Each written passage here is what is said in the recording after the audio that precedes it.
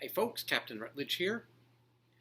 Well, it's summer, which means it's time for my break from video production for This Is Public Broadcasting, but so you folks still have something to watch, and in honor of This Is Public Broadcasting's 5th anniversary on YouTube, I'm going to be releasing a few video commentaries this summer. The first one will be for the first episode of This Is Public Broadcasting about the TV series based off the Carmen Sandiego video games. If there's a specific episode you want me to do a commentary on, then feel free to leave that in the comments below. But in the meantime, let's get to it. I ought to do that spin routine more often. But anyways, this was the first episode I ever did of This Is Public Broadcasting in September of 2017, just as I was starting my final year at college, hence why I'm recording in my university apartment. This was well before I got my outfit for the captain, and since this was a Carmen Sandiego-based program, I figured I'd try and do something as eccentric as what Greg Lee or the Rockapella band would have worn for Where in the World is Carmen Sandiego. But as for Carmen Sandiego itself, the summer before I started my final year at college, I started getting interested in the Carmen Sandiego television series, which of course aired during the early 90s. All the episodes are on YouTube, so I watched through them and I was pretty impressed. After Where in the World, I went to Where in Time, and eventually I thought I'd try and do a little video about them. For a long time before this video, I was wanting to do a whole YouTube series about the shows on public broadcasting, PBS, Corporation for Public Broadcasting, etc. And I didn't think I'd be able to do it because of how to acquire all of the various video clips of every episode. However, I figured that since with Carmen Sandiego, all of the episodes were online, that I could just download them and use them for when I do the show. This particular episode of Carmen Sandiego that I'm using is called Goom Clues for Gumshoes, where they're investigating the disappearance of the Moscow Goom shopping mall. The reason I chose this episode is because the destination where they're chasing the crook happens to be my home state of Nebraska, and also the home state of the show's host, Greg Lee, as coincidence would have it. Of course, I myself, during its time, I was too young to remember any of the Carmen Sandiego game shows on television. I was familiar with the whole concept. I believe at school, at my elementary school, we had a board game of Where in the World is Carmen Sandiego that I saw multiple times but never really played. Of course, from what I've heard from fans who originally watched the TV show growing up, it seems that it has a pretty strong fan following and well-loved. And apparently Gina Rodriguez, who played Carmen Sandiego in the Netflix series, was also a big fan of this TV show. Rockapella and video static, you gotta love that. Anyway, so Chase, I think in this one they were parodying the Teenage Mutant Ninja Turtles briefly. But, yeah, like I said, I chose this episode because it has a showcase of the state of Nebraska. And as I said, both Greg Lee and I are from the state. Greg Lee, I've read, he was born in Hebron, which is the southern edge of the state, close to the border with Kansas, and that he attended school in York, which is a city I've been to, and it is a very fine college there. And later on he became part of Nickelodeon's game shows like Total Panic and Double Dare, which later landed him a job working for Carmen Sandiego. And in one episode, I remember, his mother actually showed up to give a hint about the state of Nebraska. Anyhow, for this episode, they were chasing the culprit through various Nebraska landmarks. I'm familiar with most of these on the list. Boys Town, of course, is outside of Omaha. It's founded by Father Flanagan. Offutt Air Force Base, also outside of Omaha. The Sand Hills run through the center of the state. Scouts Rest Ranch, that was the home of Buffalo Bill. Agate fossil beds, that's further out west. I believe I've been there before. The Henry Dorley Zoo, of course, that's a zoo in Omaha, one of the largest zoos in the country. Lewis and Clark Lake, that is at the northern border along South Dakota, a little ways from Yankton. The Wildcat Hills are in the panhandle of the state, just a little ways from Scotts Bluff. The Great Plains Black Museum, that's located in North Omaha. I haven't been there because North Omaha is a pretty tough neighborhood, to say the least. Chevyland USA, that used to be in the western part of the state, a whole museum. However, they closed just last year. Toadstool Park, that's a little ways from Fort Robinson, a huge collection of out-of-this-world rock formations. Peony Park, that used to be in Omaha, however they closed by the time of the new millennium. The Exarban Coliseum was an old horse racing track, however it was torn down in 2005. Chimney Rock, that is out in the panhandle part of the state. If you look on the Nebraska state border, you can see it in the distance. And the Elkhorn River is the river that's just south of where I live. Bring on the confetti, I named them all. Although I had my computer right here, so I guess it doesn't count too much. But after all this, they go on with the placing the lights on the map so they can locate where Carmen Sandiego has been and lock her up. From all the episodes I watched, this really hasn't gone too well for any of the contestants. I mean, I've watched a whole ton of episodes, and I think only 2 contestants in 2 different episodes that I watched actually managed to get through the obstacle course in time and capture Carmen Sandiego and win the grand prize.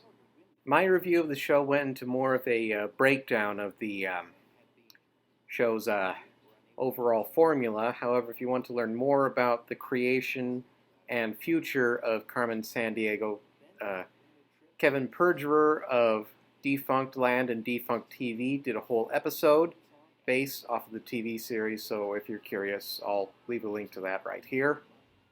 And we end with Rockapella coming out.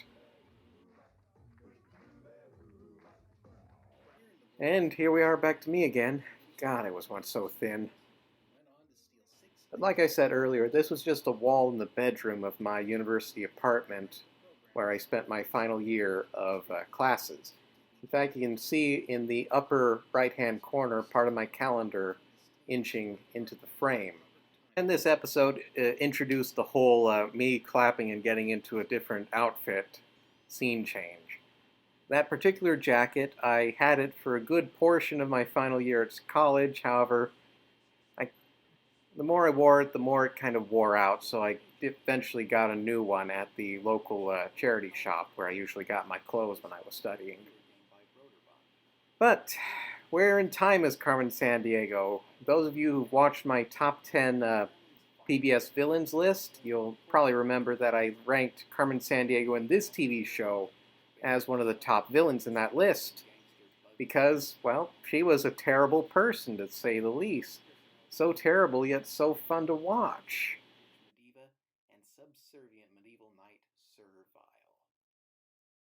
Here she is right now. You don't really know much about her. Her hat obscures her face, and yet she has this raspy, very angry outlook on everything. Anyhow, the host of Where in Time was Kevin Shinnick, who previously did work on Broadway before becoming host of Where in Time. And after Where in Time wrapped up, he worked as a TV writer for various animated series, including Disney XD's Spider-Man, as well as reprising his role as Acme TimeNet agent in an episode of Robot Chicken. Of course, Where in Time differs quite a bit from its predecessor, Where in the World, mostly because there's no live studio audience watching the program, and instead of the Rockapella group doing the songs during the show, they have the engine crew doing song and dance routines. Oh, there I am again. Furthermore, all of the vile villains are played by live-action actors as opposed to the animations in Where in the World. But this show still managed to incorporate a little bit of geography and super 90s extremeness with the engine crew.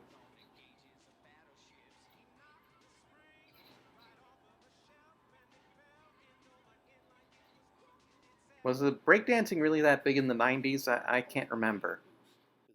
But one of the aspects of both Where in Time and Where in the World that they managed to keep regular was actually Lynn Thigpen as the Acme Chief Superintendent. Before coming to Where in the World is Carmen Sandiego, Lynn Thigpen actually was a award-winning Broadway actress and had a role in the 1989 film Lean on Me, which likely got her some notoriety to appear on this program.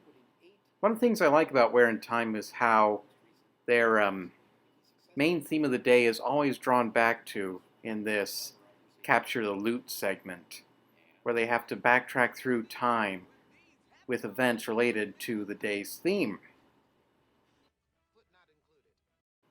But last of all, at the end of every episode, they try to catch Carmen, and as opposed to Where in the World, where it was really tough to do it, here, when Where in Time, it was actually kind of easier to capture Carmen as you race around answering historical trivia questions. But often Carmen did get away, but you can't help it. The sad thing, though, is that less than a decade after Where in Time wrapped up production, Lynn Thigpen passed away of cerebral hemorrhage, which really hit everybody pretty hard, not just for Where in the World and its crew, but also Jim Henson's Bear in the Big Blue House, where she played the character of Luna the Moon. Everybody on the Bear crew was really upset about her passing, so much so that they had to cancel a supposed movie production of Bear. It just goes to show how much of a legacy that Lynn Thigpen left behind and how she touched so many people. Yeah, but here I touch briefly on the Netflix Carmen Sandiego series. On the whole, I think the Netflix series is pretty good. It's a new iteration of the Carmen Sandiego character, as sort of a Robin Hood type figure. However, I do kind of miss out on her persona in Where in Time, where she was just this nasty, no good, penny pinching, stealing candy from a baby crook that you just loved to hate and often looked up for her pure evilness. Still, for what it is, I do enjoy the Netflix series. And now we're wrapping up the episode. This was the end of the very first episode of This Is Public Broadcasting. And there were many more episodes to come. After this episode wrapped up, I did a Christmas review regarding Arthur's Perfect Christmas that was up on YouTube for a pretty long time, but YouTube are jerks and it was taken down. Yeah. But on hindsight, I don't think I was very happy with the end results of that review, so maybe it was all for the better. But it is a shame that Netflix has issues with the whole copyright system and inability to determine fair use from actual copyright infringement. But the credits are rolling, so I'm not going to press on it too far. Anyhow, I hope you enjoyed this commentary. If there's a specific This Is Public Broadcasting episode that you want me to look at for future commentary, just leave it in the comments below, and might just see it. But thanks for watching. On behalf of myself and everybody here, have a good day.